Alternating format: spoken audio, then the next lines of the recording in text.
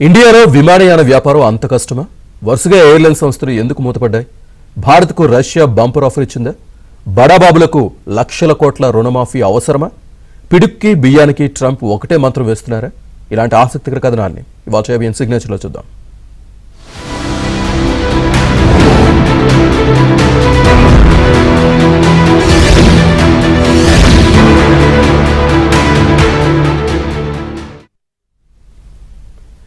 ఏదైనా ఒక సంస్థను స్థాపించడం కష్టం, ఉన్న వాటిని నాశనం చేయడం చాలా తేలిక.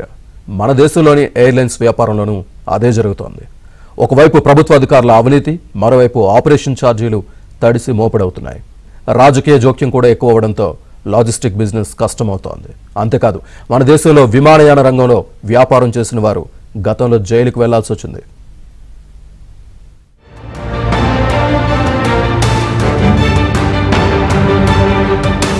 ఇండియాలో లాజిస్టిక్ బిజినెస్ చేయడం చాలా కష్టం. బయట నుంచి చూడటానికి ఎంతో ఆహ్లాదకరంగా ఉంటుంది, కానీ దిగితే అదో పెద్ద ఊబి అని అర్థమవుతుంది. ఈ రంగంలోకి కుప్పలు తెప్పలుగా వచ్చిన కంపెనీలు అనతి కాలంలోనే మూతపడ్డాయి. ఇండిగో, ఎయిర్ ఇండియా తప్ప మిగతావి మనుగడ సాధించలేని పరిస్థితి. పెరుగుతున్న అప్పులు, ఇంధనం ఖరీదు, ఎయిర్పోర్ట్ ఛార్జీలు, కొన్ని తప్పుడు నిర్ణయాలు సంస్థల పుట్టి ముంచుతున్నాయి. కింగ్ ఫిషర్ ఎయిర్లైన్స్ నుంచి జెట్ ఎయిర్వేస్ వరకు చాలా ఫెయిల్యూర్ స్టోరీలే ఉన్నాయి.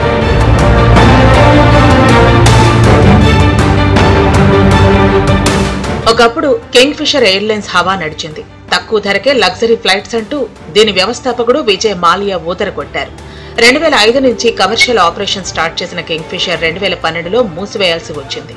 విజయ్ మాల్యా విలాసాలు, ఇంధన ధరలు, ఖర్చులు పెరగటం, టికెట్ల ద్వారా వచ్చే ఆదాయం సరిపోకపోవడంతో వ్యవస్థాపకుడు మాల్యా దేశం విడిచి పారిపోవాల్సి వచ్చింది. పరిస్థితి ఎంత దారుణంగా మారిందంటే కంపెనీ ఉద్యోగులకు జీతాలు ఇవ్వలేకపోయారు. చివరకు directorate general of civil aviation DGCA 2012 అక్టోబర్లో కంపెనీకి ఇచ్చే అనుమతులను రద్దు చేసింది. దీన్ని పునరుద్ధరించాలనుకున్నా కుదరలేదు. మద్యం వ్యాపారంలో సంపాదించిందంతా ఈ వ్యాపారంలో పోగొట్టుకున్నారు విజయ్ మాల్యా.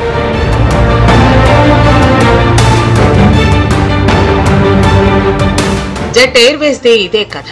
1993 మే 5న ఘనంగా ఆపరేషన్ స్టార్ట్ చేసిన జెట్ ఎయిర్వేస్ సామాన్యులకు విమానయానం అంటూ హడావిడి చేసింది. 1995 జనవరిలో దీనికి షెడ్యూల్ ఎయిర్లైన్ హోదా లభించింది. 2000లో చాలా వేగంగా అభివృద్ధి చెందింది. అంతర్జాతీయ సర్వీసులను నడిపింది. 2004లో ఇది చెన్నై నుంచి కొలంబోకు తన మొదటి అంతర్జాతీయ విమానాన్ని ప్రారంభించింది. 2018 నాటికి కంపెనీ భారీ నష్టాలను చవిచూసింది. వరుసగా 4 త్రైమాసికాల పాటు నష్టాలు రావడంతో సంస్థను నడపడం కష్టమైంది. బ్యాంకులు, ప్రభుత్వం ఎన్ని ప్రయత్నాలు చేసినా విమానాలు నడపలేక 2019 నాటికి పూర్తిగా మూతపడింది. అప్పులిచ్చిన బ్యాంకులు, ప్రభుత్వం కొత్త బిడ్స్ వేసినా ఎవరూ ముందుకు రాలేదు. జెట్ ఎయిర్వేస్ వ్యవస్థాపకుడు నరేష్ గోయల్ జైలుకు వెళ్లాల్సి వచ్చింది.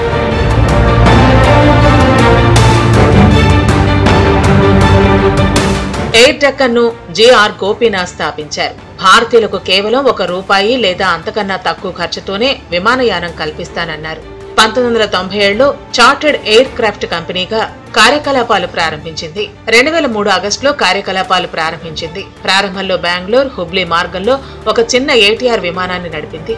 2006 మార్చి నాటికి 41 లక్షల మంది ప్రయాణికులను గమ్యస్థానాలకు చేర్చింది. రోజుకు 226 విమానాలను నడుపుతూ 52 విమానాశ్రయాలకు నెట్వర్క్ ను విస్తరించింది. 2006 నాటికి 14% మార్కెట్ వాటాను సొంతం చేసుకుంది. దాదాపు 2500 మంది ఉద్యోగులతో దేశంలో 2వ అతిపెద్ద ప్రైవేట్ ఎయిర్లైన్స్ గా అవతరించింది. చిన్న చిన్న పట్టణాలకు విమానాలు నడిపి సామాన్యుడికి చేరువైంది. ఎయిర్ డెక్కన్ లో 26% వాటా కొనుగోలు చేసింది కింగ్ ఫిషర్ ఎయిర్లైన్స్. 2008 నాటికి నష్టాల ఊబిలో కూరుకుపోయింది. 2017లో ఊడాన్ స్కీమ్ కింద మళ్లీ కార్యకలాపాలు చేపట్టినా 2020 నాటికి పూర్తిగా మూసివేశారు.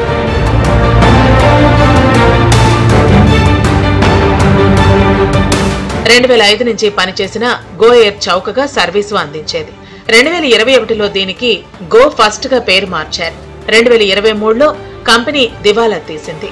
ఈ సంస్థ 2010 నుంచి 2021 మధ్య కాలంలో 8.38 కోట్ల మంది ప్రయాణికులను గమ్యస్థానాలకు చేర్చి భారతదేశంలో 3వ అతిపెద్ద విమానయాన సంస్థగా నిలిచింది. ఆ సమయంలో ఇది వారానికి 2290 విమానాలను నడిపేది. 2009 నుంచి 2018 వరకు లాభాలను ఆర్జించింది. లేహ్, పోర్ట్ బ్లేయర్ వంటి క్లిష్టమైన విమానాశ్రయాలకు కూడా సేవలందించామని చెప్పుకుంది. ఇంజన్లో సమస్యలతో మొత్తం 54 విమానాల్లో 28 విమానాలు నిలిచిపోయాయి. అప్పుల భారం ఎక్కువైంది. 17 సంవత్సరాలకు పైగా నడిచిన గో ఫస్ట్ ఎయిర్లైన్స్ కథ ముగిసింది. ఈ ఎయిర్లైన్స్ అన్ని ఇప్పటి వరకు నడుస్తుంటే భారతదేశంలో విమాన ప్రయాణం చాలా చౌకైపోతుంది, చాలా సౌకర్యం అయిపోతుంది, పెద్ద ఎసెట్ అవుతుంది.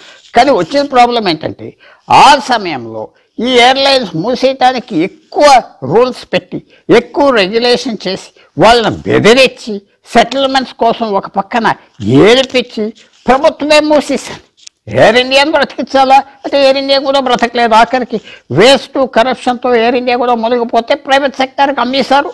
ఇప్పుడు జరిగేది ఏమిటంటే ఆ సమయంలో గవర్నమెంట్ ఇంటర్ఫియరెన్స్ ఎక్కువవి, ఒత్తుడు రూల్స్ పెట్టి ఎయిర్లైన్ ఇండస్ట్రీని చంపేశారు. ఇప్పుడు ఆఖరికి వచ్చింది ఏంటంటే మొత్తం భారతదేశంలో రోజుకు 12 లక్షల మంది ఎయిర్లైన్ మీద తిరుగుతున్నారు. సంవత్సరానికి 2 లక్షలు 3 లక్షలు డైలీ ఎక్కువ పెరుగుతున్నారు. ఆ టైంలో మొత్తం ఎయిర్లైన్ విమానం ఇండస్ట్రీ 2 ఎయిర్లైన్స్ చేతిలోకి వెళ్ళిపోయింది. ఒక ఎయిర్లైన్స్ చేతిలో 65% ఇండస్ట్రీ వచ్చేసింది. ఆ సమయంలో ఓవర్ రెగ్యులేషన్ చేశారు, ఇప్పుడు అండర్ రెగ్యులేషన్ చేశారు. 2 పరిస్థితులు ప్రభుత్వమే తీసుకొచ్చింది. మిగతా దేశాల్లాగా కొంచెం స్వతంత్రం 30 సంవత్సరాల క్రితం ఇచ్చి ఉంటే భారతదేశం చాలా అడ్వాన్స్డ్ అయిపోయింది. గవర్నమెంటే ఈ కారణం పాస్ చేయటానికి. ప్రయాణికులకు తక్కువ ధరలకే బిజినెస్ క్లాస్ సేవలను అందించే లక్ష్యంతో పేరామౌంట్ విమానయాన సంస్థ వచ్చింది. 2005 అక్టోబర్ నుంచి ఈ కంపెనీ సర్వీసులు ప్రారంభించింది. లగ్జరీ విమానాలను లీజుకు తీసుకుని నడిపింది. లీజు చెల్లింపులపై డిఫాల్ట్లు, వివాదాలు ఎయిర్లైన్ లీజింగ్ కంపెనీల మధ్య లీగల్ కేసుకు దారితీశాయి. బ్యాంకుల కన్సార్టియంకు 400 కోట్లకు పైగా బకాయి పడింది.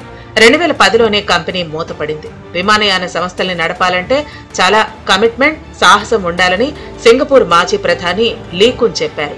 ప్రభుత్వ జోట అప్పుల మాట అటుంచి విమానయాన సంస్థ నిర్వహణ సైతం చాలా కష్టమైంది. విమానం ల్యాండ్ అయినా, టేకాఫ్ అయినా, పార్క్ చేసినా ఎయిర్పోర్టులకు భారీగా అద్దెలు కట్టాలి. ఫ్యూయల్ ధరలు మారిపోతూ ఉంటాయి. పన్నులు అధికం. డీజీసీఏ నియంత్రణలు, ప్రయాణికుల సౌకర్యాల్లో ఏమాత్రం తేడా వచ్చినా రోడ్డెక్కుతారు. ఒక ఇండిగో తప్ప మన దేశంలో మిగతా విమానయాన సంస్థలు నష్టాల్లోనే ఉన్నాయి. ఎయిర్ ఇండియాను సైతం ప్రభుత్వం అందుకే వదిలించుకుంది.